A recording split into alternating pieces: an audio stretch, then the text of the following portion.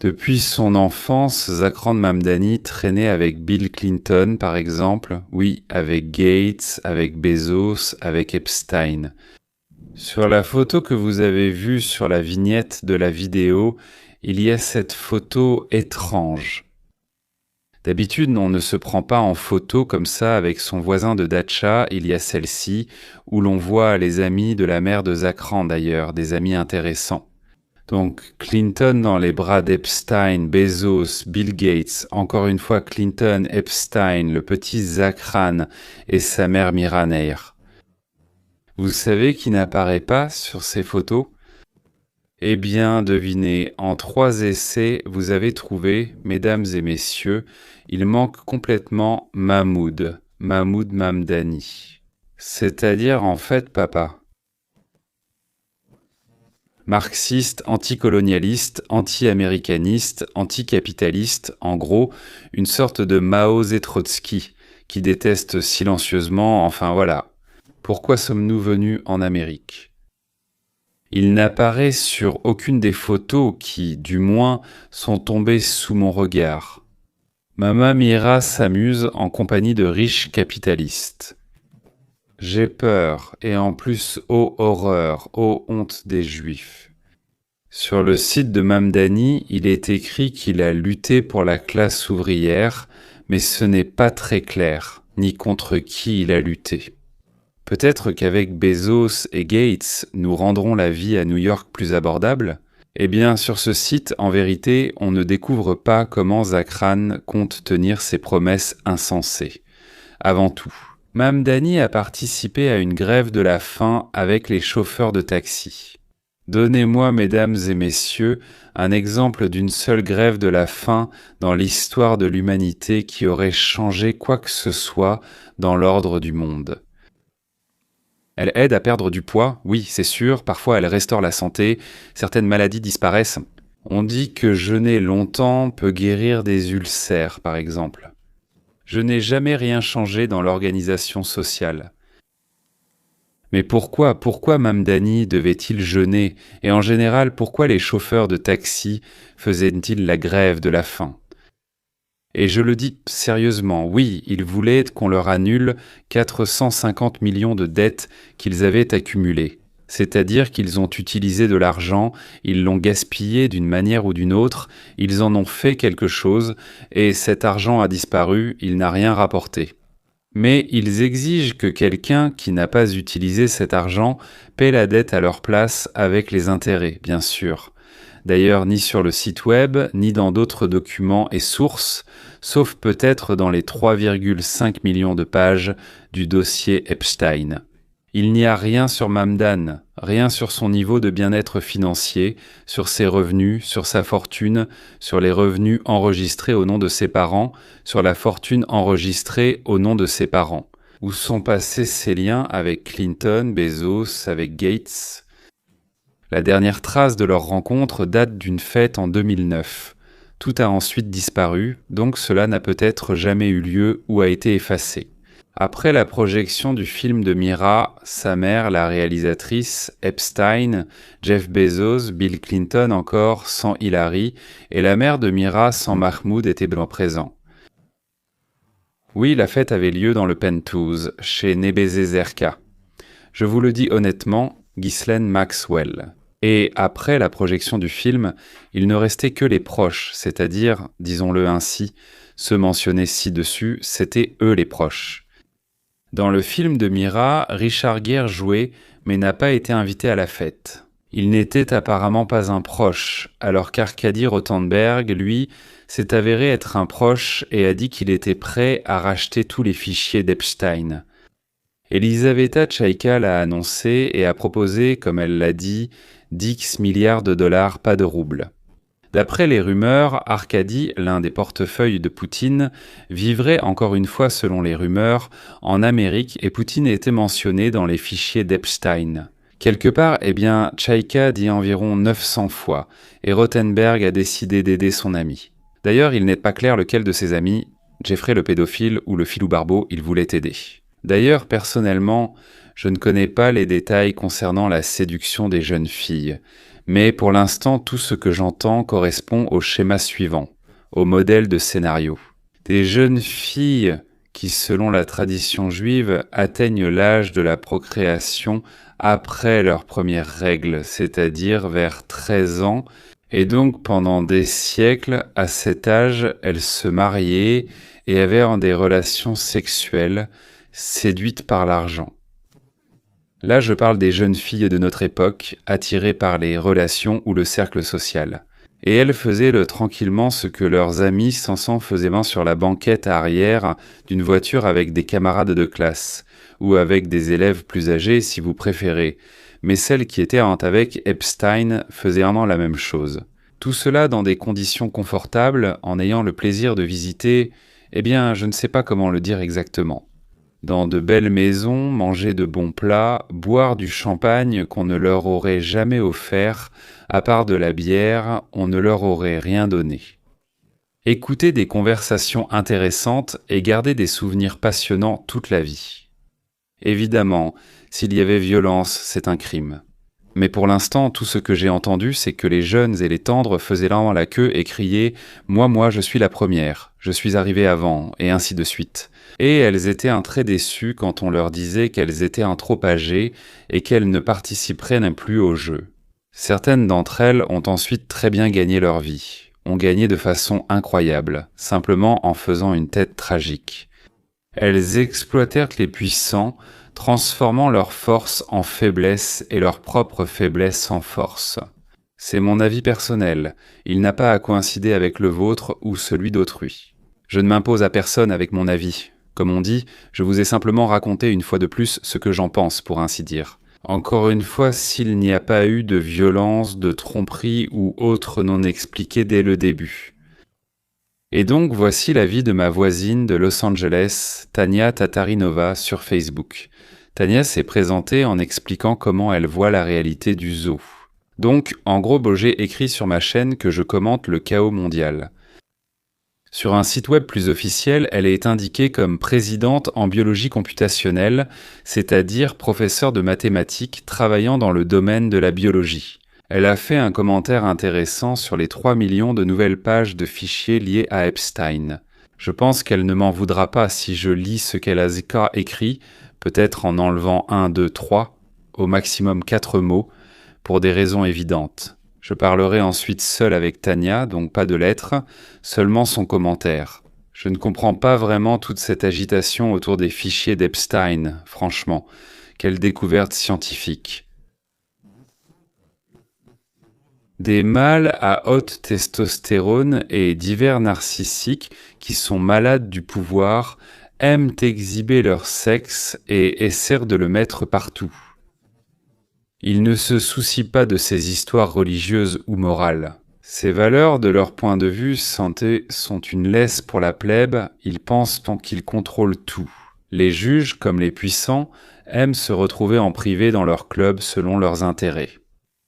Ils proposent des postes à leurs dames, ce qui est normal. Des diamants plus petits, des maisons et des yachts, recevant pour cela diverses maladies amusantes. Maladie, c'est pour que personne ne comprenne la croix. Mais en fait, rien de nouveau, tout cela vient de la lettre. Seule l'alternance du pouvoir garantit le bon fonctionnement de l'institution et réduit le risque de réputation. Professeur travaillant en biologie computationnelle en Amérique, ça semble fonctionner, mais en même temps, pas vraiment. Comme les personnes qui changent représentent un nombre limité de membres de clans, il n'y a donc d'alternance que pour les non-initiés. Et beaucoup.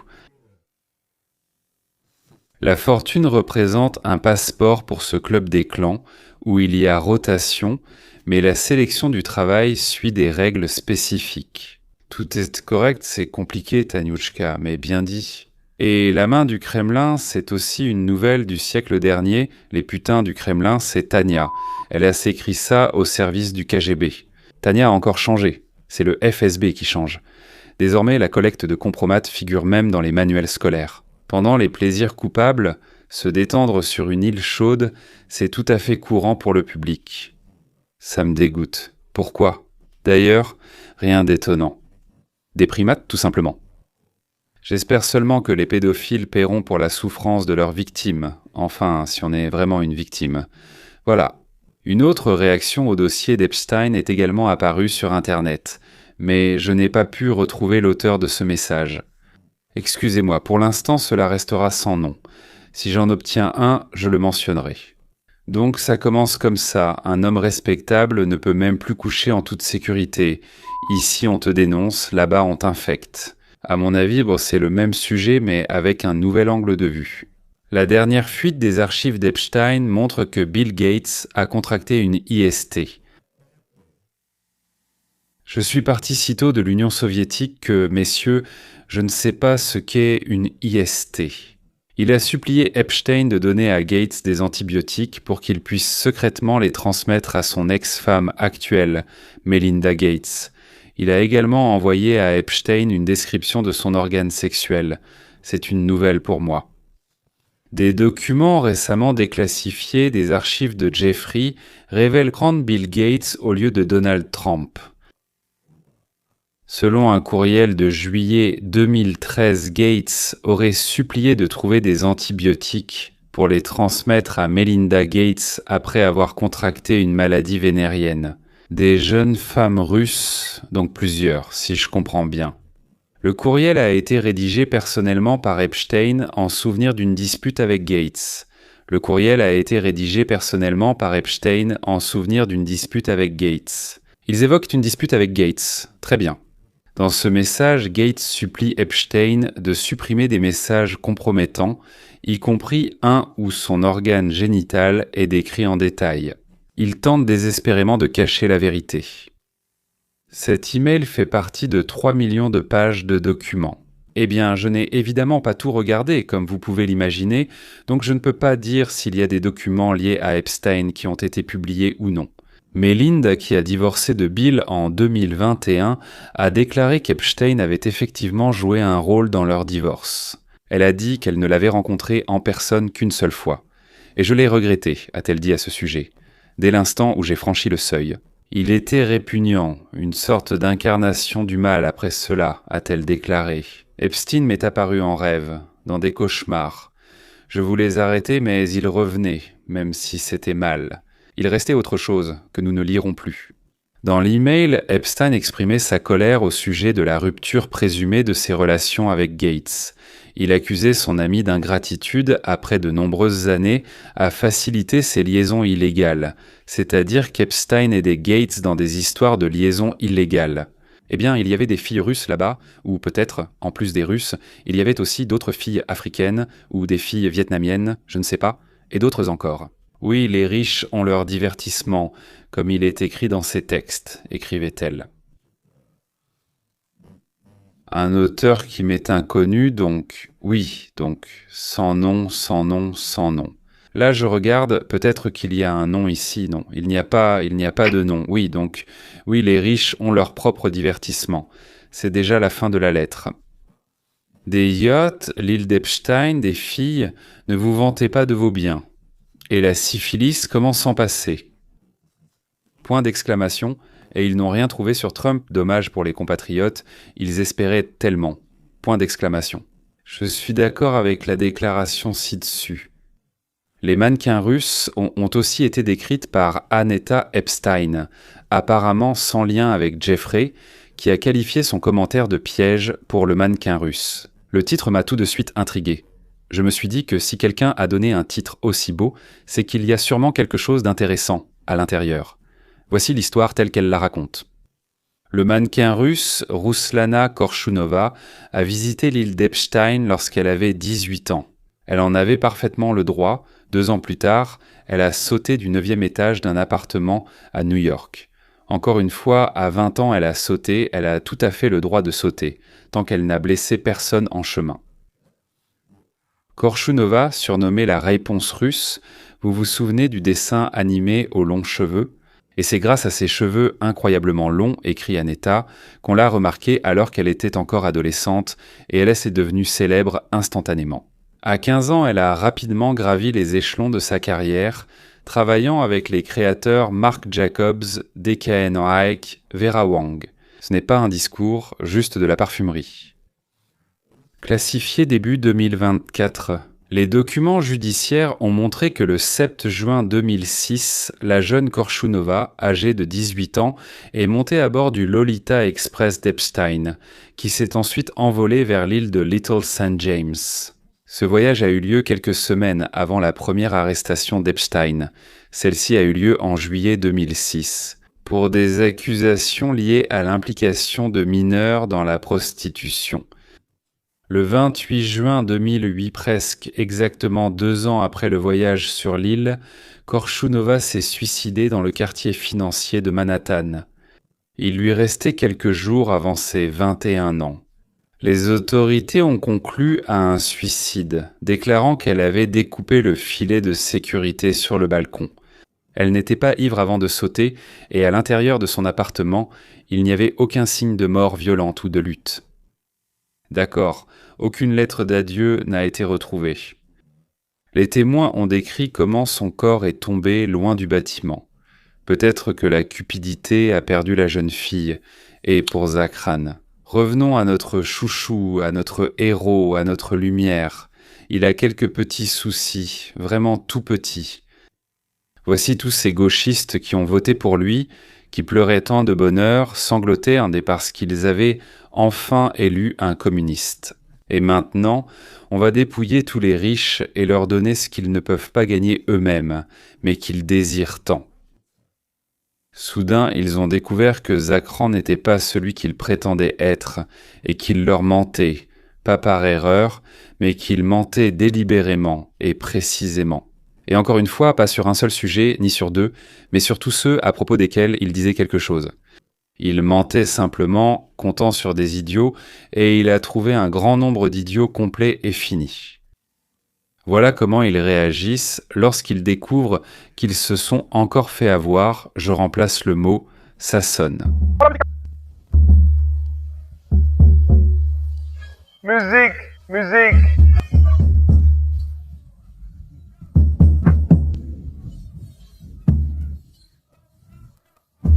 Et bien sûr, il vous a menti, bande de salauds, vous êtes des enfoirés puants. Et il y a ce fameux fils de pute, riche, qui dira et fera absolument tout ce qu'il veut pour obtenir le pouvoir. Avec le pouvoir viennent argent, gloire, honneur, respect et parfois adoration. Ensuite, la possibilité de se transformer totalement. L'imagination de Mandari s'est vraiment déchaînée. On ne peut pas devenir président des États-Unis car il a affirmé être né à l'étranger, ce qui est une erreur. Il aurait pu, comme on dit, faire comme Obama, voilà Obama, qui a tout prévu, réfléchi à tout quelques pas en avance et a détruit toutes les preuves. Eh bien, les gars qui l'ont couvert ont détruit toutes les preuves qu'il était né à l'étranger, et il affirmait qu'il était né à Hawaï. Ils ont trouvé un papier douteux, on ne sait pas qui l'a écrit, on ne sait pas ce qu'il dit, mais il confirme du point de vue exclusif du Parti démocrate. Et tous ceux qui regardent la couleur de peau plutôt que les idées et l'expérience. Cela leur a suffi. Hourra, ils ont presque détruit l'Amérique. Dieu merci, Zakranchik est presque prêt à atteindre le secrétaire général de l'organisation des déjeuners. Là-bas, il enseignera, il prêchera le cannibalisme, lui-même mangera du tiramisu et du Waldschneppel, mais il prêchera bien sûr le cannibalisme. D'ailleurs, commençons par manger tous les blancs. Et ensuite, il ne vivra pas assez longtemps pour voir le moment où tous les blancs seront mangés. Donc, on peut dire absolument tout ce qu'on veut. C'est pour ça qu'il crie « Honte à toi, honte, honte ». Honte. Le premier mensonge, c'était le KRB. C'est vraiment une honte. C'est vraiment une honte. Et pour lui, la honte, c'est comme la constipation pour un éléphant. Je viens d'inventer ce proverbe et ce dicton. Ils vont crier un peu et partir, la honte s'en ira. Il est devenu maire de la plus grande ville du monde. Il a menti, il a crié, il a promis, et maintenant, dégagez d'ici, bande d'abrutis. Personne ne vous laissera approcher plus près qu'une grille, qu'un filet, qu'une barrière. Peut-être qu'il est ça le fils d'Epstein, ou peut-être qu'il est à la fois le fils d'Epstein, de Gates, de B6 et de beaucoup d'autres anonymes. Le problème, ce n'est pas ça, c'est qu'il s'agit d'une personne qui ne comprend rien. On lui a juste mis une cuillère en argent. voire en or, à la naissance. Et il va maintenant, tout comme Obama, sans rien ressentir d'autre que du mépris et probablement la peur d'être démasqué, se venger de tout le monde parce qu'il doit mentir, ruser, sourire et jouer un rôle. La suite du roturier. J'espère que cette histoire avec Mamadani apprendra au moins à cette génération que tout ce qui se dit inestimable n'est pas forcément de l'or. J'espère vraiment que Mamadani et quelques-uns de ses camarades apprendront aux jeunes Américains que le fromage gratuit existe vraiment et qu'un grand nombre de profiteurs veulent vous prendre ce que vous avez reçu gratuitement de vos parents. De ceux qui ont créé et construit, développé ce pays qui, à partir de rien, est devenu le plus riche, le plus confortable, le plus honnête pays au monde. Vous pensiez que c'était gratuit, mais vous allez comprendre. Après Obama, après les Akranov, Mandami, Kazi-Cortez, après les Somaliens, après les Arméniens, après les Vénézuéliens, après l'exemple étonnant de l'impuissant avec Zakran. Donc, vous voulez retrouver le grand pays dans lequel vous viviez, mais vous ne voulez rien faire pour cela. Vous voulez voter, et on va tout vous donner, voilà, vous allez recevoir maintenant. Si vous ne comprenez pas qu'il faut se battre pour cela, travailler, je dirais même trimer, alors, mesdames et messieurs, votre grande Amérique prendra fin. Je n'y serai plus non plus. Vive le grand État uni d'Amérique, le pays qui a permis à un grand nombre de personnes de vivre une vie incroyable et que, parce qu'il est riche, tous ceux qui le peuvent essaient de piller. Certains y arrivent, mais seulement pour un temps, seulement pour un temps.